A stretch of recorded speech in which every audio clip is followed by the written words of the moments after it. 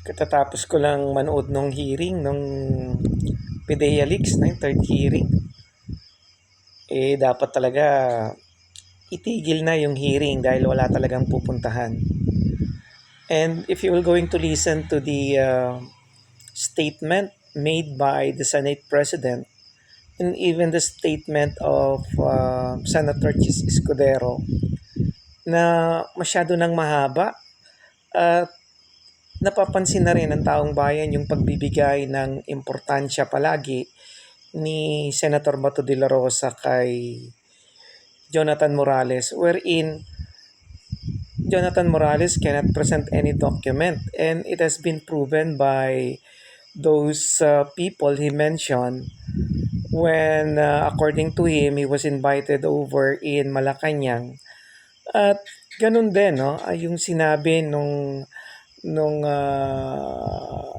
chief doon at ng deputy na when Jonathan Morales was invited, he went there but without anything or any documents to show regarding doon sa naging problema niya sa PIDEA with his chief Director General Kakdak.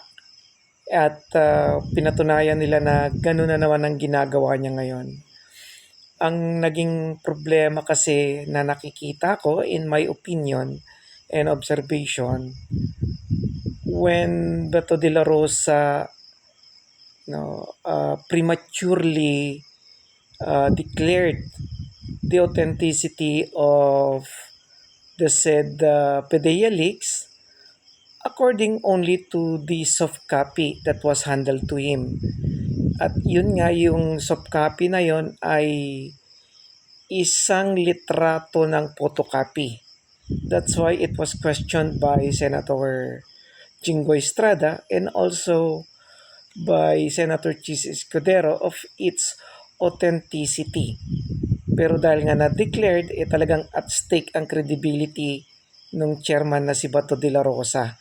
Kaya pagka binabanggit yung authenticity nun, lalo na ng PIDEA, nagtataas ng boses at kini-question niya nga kung nagkamali siya, kung nabola siya ni Morales.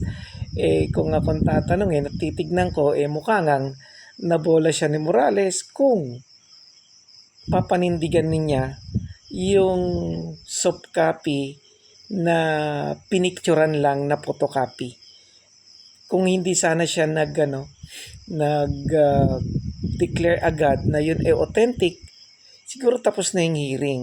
At yung observation nga nila na kada banggitin na pangalan ni Morales ay pinapatawag at wala namang napupuntahan at lalo lang nalulugmok yung credibility ni Morales dahil wala talagang rin sinasabi na maganda tungkol sa credibility niya. At sana matapos na dahil at stake talaga yung credibility ng Senate.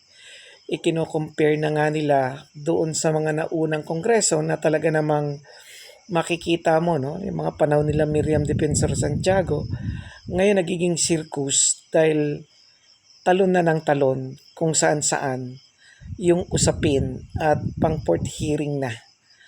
Kaya in my humble opinion, at ito'y opinion ko lang, itigil na ang hearing pagdating sa PIDEA leaks. Okay, sa susunod ulit. Salamat.